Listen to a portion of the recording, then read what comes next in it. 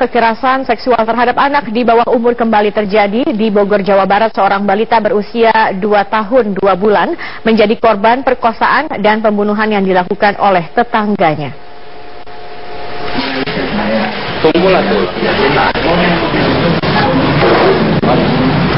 Budiansyah, pemuda berusia 26 tahun, warga kampung Pabuaran Tonggoh, Cibung Bulang, Kabupaten Bogor ini dibekuk pihak Unit Reskrim Polsek Cibung Bulang setelah diketahui melakukan pembunuhan dan pemerkosaan terhadap LN.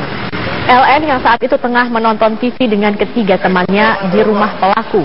Namun saat temannya keluar rumah, pelaku memperkosa korban kemudian membunuhnya. LN yang tak kunjung pulang ke rumah sempat dinyatakan hilang oleh pihak keluarga pada Minggu siang. Saat itu pelaku pun ikut membantu mencari korban.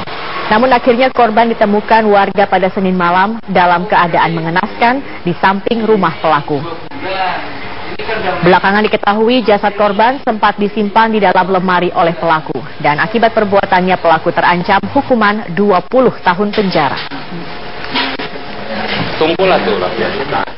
Orang yang bersama sudah kita amankan, yang saat ini sedang dilakukan proses penyidikan. Ya, saudara BD mengakui perbuatannya telah melakukan pemerkosaan terhadap seorang anak berumur 2,5 tahun bernama. Orang tua korban tak menyangka mata wayang mereka berakhir tragis di tangan tetangganya. Orang tua korban berharap pelaku dihukum seberat-beratnya.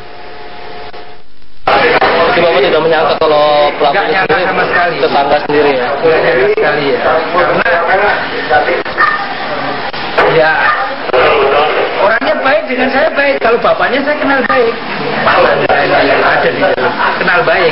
Tapi kalau pelaku yang Budi itu, yang lajang itu, saya nggak kenal. Baru tahu juga kemarin-kemarin itu. Itu anaknya Pak Ane. Ya, anak nomor 1. Pak, ini kan pelaku ditangkap ya Pak. Ya, apa harapan Bapak? Oh, saya minimal 3 yang saya tahu, minimal 3 pasal. 1, perlindungan anak.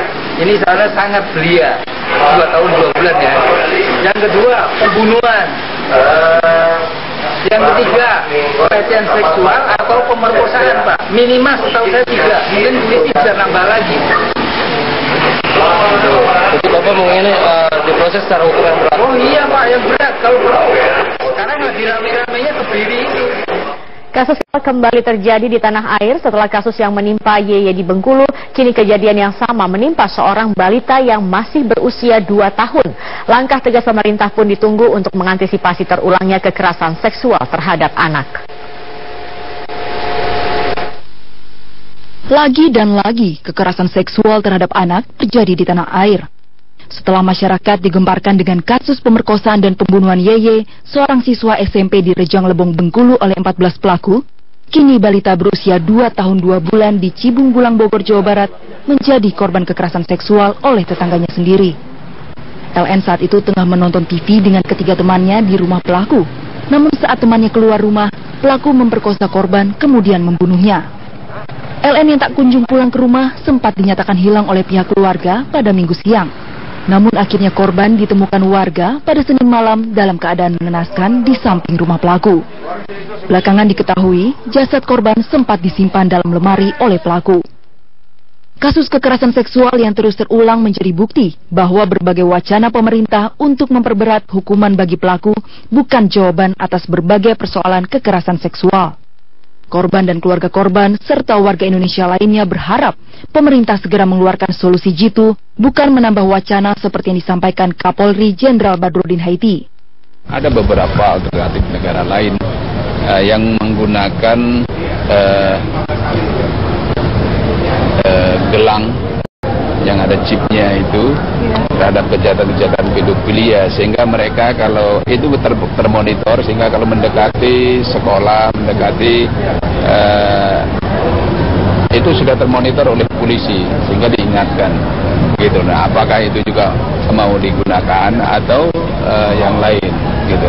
Tetapi yang jelas memang kita sepakat ada hukuman tambahan, tetapi bentuknya apa nanti kita. Sementara psikolog anak Eli Risman menilai pemerintah sebaiknya tak hanya fokus pada jenis hukuman yang dijatuhkan pada pelaku, tetapi mengkaji karakter anak dalam memandang pornografi agar pemerintah dapat membentuk sistem pembentukan karakter anak yang lebih baik. Ini nggak bisa hanya membicarakan masalah hukum pemberatan hukuman. Ini masalah kerusakan otak. Seharusnya pemerintah melakukan terlebih dahulu penelitian tentang kerusakan otak itu. Jadi anak-anak yang melakukan kejahatan sama anak-anak yang kita perkirakan belum terpapar sama sekali oleh pornografi, dilakukan scanning pada otaknya, kemudian kita lihat hasilnya. Nah, kalau memang benar bahwa pornografi, miras, narkoba merusak otak, katakanlah pornografi saja, maka dari situ udah jelas gitu loh, masing-masing departemen mau melakukan apa. Kemudian harus sepakat para ahli, saya psikolog sama psikiater, neuroscience, dokter anak, dokter umum, pekerja sosial, semuanya jadi tahu bidangnya apa dan apa yang kami bisa berkontribusi. Kini masyarakat menunggu langkah tegas pemerintah untuk memberikan hukuman yang tepat bagi para pelaku kekerasan seksual terhadap anak, serta langkah untuk mencegah tindakan yang sama. Tim Liputan Metro TV. Dan kembali tercoreng kasus kekerasan seksual pada siswa yang dilakukan oknum pengajar sendiri. Di Karawang, Jawa Barat, ratusan warga mengepung sebuah sekolah karena diduga salah satu oknum guru melakukan pelecehan terhadap sejumlah siswanya. Sementara di Ambon, seorang kepala sekolah dilaporkan ke polisi karena melakukan kekerasan seksual pada salah seorang muridnya. Ratusan warga mendatangi gedung Sekolah Dasar Negeri Teluk Jaya 2 di Kecamatan Pakis Jaya, Kabupaten Karawang, Jawa Barat. Warga menuntut pelaku oknum guru berinisial DR yang diduga telah melakukan pencabulan terhadap anak didiknya sendiri. Terungkapnya kasus ini bermula saat korban mengadu kepada orang tua menjadi korban kekerasan seksual. Hal tersebut terbukti setelah korban menjalani pemeriksaan kesehatan di rumah sakit. Kini korban mengalami trauma dan tidak pernah keluar rumah. Rencananya keluarga korban akan melaporkan peristiwa tersebut ke pihak kepolisian. Kejadian serupa diduga juga dialami sejumlah siswa kelas 5. Ratusan warga menuntut agar menutup sekolah tersebut apabila oknum tersebut tidak dikeluarkan dari sekolah. Sementara itu di Maluku Tengah, keluarga seorang siswa yang menjadi korban kekerasan seksual melaporkan Kepala SD Negeri Waiputi, Kecamatan Lehitu Barat, Kabupaten Maluku Tengah berinisial RU ke Polres Pulau Ambon. Kepala sekolah tersebut dilaporkan atas dugaan kekerasan seksual pada korban yang masih duduk di kelas 5. Korban yang berusia 10 tahun mengaku hal tersebut terjadi di ruang kerja pelaku dan berulang kali. Pelaku mengancam akan membunuhnya serta mengeluarkan korban dari sekolah bila melaporkan kasus tersebut ke keluarga. Pihak keluarga berharap polisi dapat mengusut kasus ini hingga tuntas. Sementara polisi kini telah menetapkan kepala sekolah tersebut dalam daftar pencarian orang. Republik Indonesia Kofifa Indar Parawansa memastikan ke-14 pelaku pemerkosaan dan pembunuhan terhadap Yuyun, gadis di bawah umur di Rejang Lebong Bengkulu, karena terpengaruh pornografi dan minuman keras. Menurut Kofifa, setelah dirinya bertemu langsung dengan pelaku, mereka mengaku sering menonton pornografi dengan alasan diajak orang dewasa. Kofifa pun mengingatkan untuk para ahli jangan hanya menyimpulkan dengan teori, namun harus bersifat faktual. Kita tidak pada berteori pada tataran ini, tapi saya tanya langsung, itulah jawaban mereka. Maka saya sampaikan nanti yang menjadi pemicu kemungkinan perilaku sampai menimbulkan kejahatan seksual pada kasus adalah pornografi dan miras. Jadi sebaiknya tanya kepada pelakunya, kita tidak. Pemirsa, informasi tadi untuk mengetahui bagaimana perkembangan dari penyelidikan kasus pemerkosaan massal terhadap remaja 19 tahun di Kota Manado, kita akan langsung bergabung melalui sambungan Skype dengan Kabid Humas Polda Sulawesi Utara AKBP Wilson Damanik di Manado, Sulawesi Utara. Halo, selamat pagi Pak Wilson. Ya, selamat pagi pemirsa Metro TV. Ya Pak Wilson, sebenarnya bagaimana nasib dari laporan kasus pemerkosaan yang dilaporkan oleh keluarga korban saat ini? Saat ini. Apakah memang tidak ada pelimpahan dari Mapolresta Manado sebelumnya, Pak? Jadi kalau dibilang masalah perkembangan penanganan kasus ini, kami informasikan semua laporan masyarakat itu pasti ditangani, sudah pasti. Nah, namun di dalam kasus ini secara kasuistis, karena ini melibatkan ada beberapa wilayah Sulawesi Utara dan wilayah Gorontalo, tentu kita perlu ya diharapkan hasil pemeriksaannya nanti benar-benar bisa dipertanggungjawabkan baik pemerintah pemeriksaan terhadap saksi-saksinya sendiri, demikian juga pemeriksaan pada atau ketentuan-ketentuan terhadap para tersangka yang hingga sampai saat ini para tersangka ini juga kita masih kesulitan untuk menemukannya karena dari saksi-saksi yang diperiksa sementara bahwa para tersangka ini tanda kutip katanya tidak kenal para pelaku ini.